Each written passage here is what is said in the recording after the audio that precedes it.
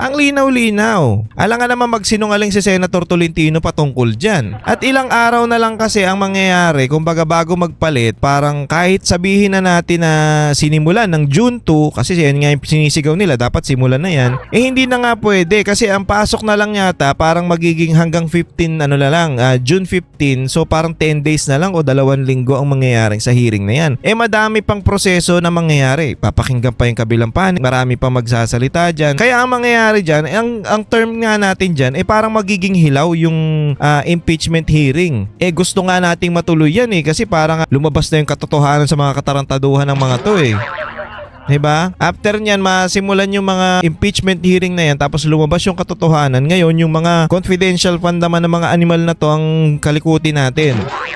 Yun nga sanang magandang mangyari pero dahil nga sabi ng sa Constitution hindi nga po pwedeng tumawid dyan at hilaw na nga ang mangyayari.